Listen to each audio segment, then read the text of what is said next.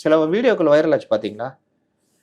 ஒரு அம்மா உட்காந்து எழுதிட்டு இருப்பாங்க. இவரு கேட்பாரு, "நீங்க பிஎல்ஓவா?" "நான் பிஎல்ஓ இல்லங்க. என் ஃப்ரெண்ட் அவரு என்ட்ட குடுத்துட்டு போயிருக்காரு." "நீங்க எதுக்கும்மா? நீங்க யாரு?" "நான் டிஎம்கே ஐடிவிங்க." "ஏம்மா டிஎம்கே ஐடிவிங்க நீ என்ன இந்த வேலை பார்க்குற? நீ கூட வேணா வரலாம். நீ எப்படி பிஎல்ஓ வேலை பார்ப்ப?" அவரு குடுத்துட்டு போனாரு. அவரு குடுத்துட்டா கூட நீ எப்படி பார்ப்ப? 2வது இறந்தவங்கள ஏன் டெலீட் பண்ண மாட்டேங்கிற? அப்படின்னு கேட்ட உடனே, நான் அவரு ஃபோன் போட்டு குடுக்குறேங்க. அவரு ஃபோன் போட்டு குடுத்தா அவரும் கிடையாது.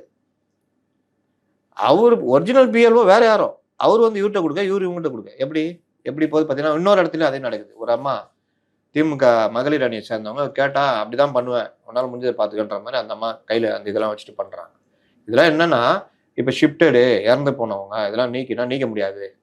அப்படின்னா பிஎல்ஓவ இந்த நெருக்கடி குடுக்குற வேலை, இது எல்லாத்தையும் தடுக்கிற வேலைய இவர்கள் பண்ணணும். யாரு?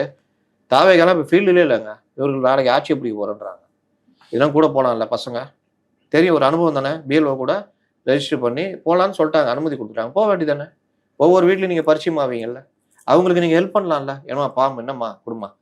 நான் ஃபில் பண்ணி தரேன். இப்ப வேணாம் நாளைக்கு வரேம்மா ஃபில் பண்ணி தரேன்." பழகலாம்ல. வாங்க பழகலாம். வரமாட்டேங்கிறீங்களே. திமுக காரங்க மட்டும் அந்த வேலைய கரெக்ட்டா பண்ணுகிறாங்க. இதை தப்புன்னு கண்டுபிடிச்சு தடுக்கிற வேலையில ஏடிஎம்கே ஃபெயிலியர். பிஜேபி அங்கங்க கொஞ்சம் பண்ணிட்டு இருக்கிறாங்க. இதுதான் இந்த இதுல எஸ்ஏஆர்ல நடந்துகிட்டு இருக்கு.